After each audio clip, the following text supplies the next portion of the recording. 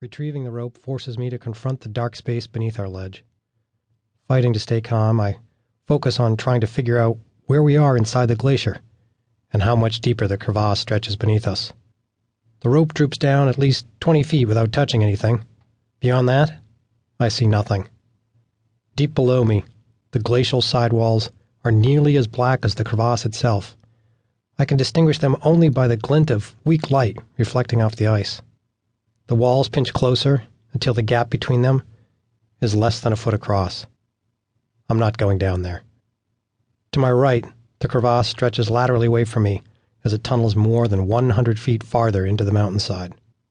It's like looking into a dark, narrow alley, just 2 feet across, squeezed between towering buildings.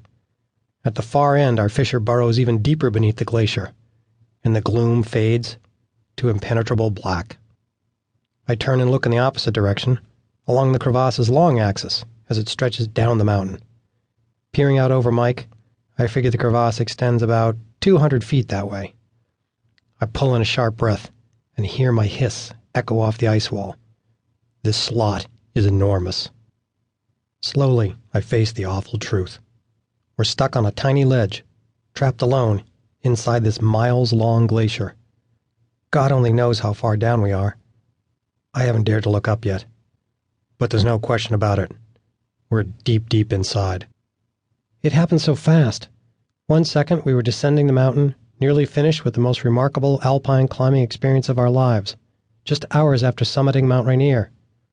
Then a step, a single, treacherous step, in the wrong spot.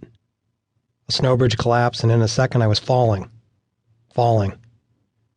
dragging Mike in behind me. Falling. And now, this. Trapped in a crevasse. I drop my head and stare at my green plastic boots. I'm shocked by the massive space below us, on both sides of us, above us. It feels as if the weight of all the air in the huge cavern is squashing me. By looking down and to the sides, I had hoped that I might find a simple exit. But now it's clear. The only way out is up. I steel myself to face that reality, to determine how far the distance to the glacier's surface really is. Leaning my forehead against the ice wall, I close my eyes, blow out a long breath, and try to find some calm. I need a minute before I can look. Rocking from one foot to the other, I hear the snow squeak beneath my boots. When I shift my arm, my Gore-Tex jacket crinkles against itself. Water drips on my sleeve, falling from somewhere high above me. Stoically, I straighten up tall and begin lifting my gaze.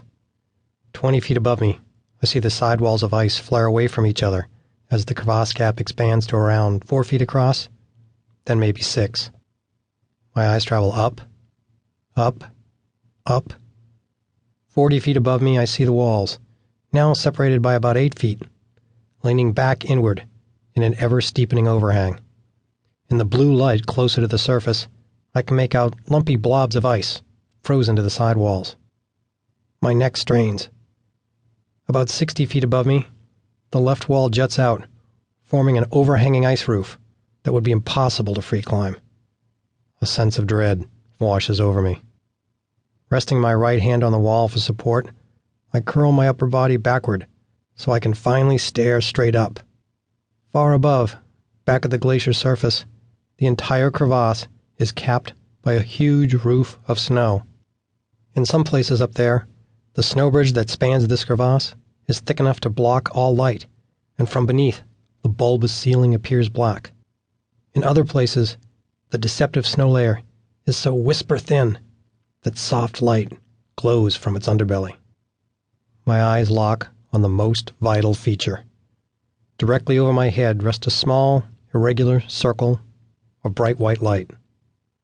It's sunlight spilling through the jagged hole that opened beneath my feet and swallowed us. The sky above the glacier is presumably still blue, but I can't see it. The intense light pouring in blinds me. That sunlit hole is the only way out of here, the only way back to life.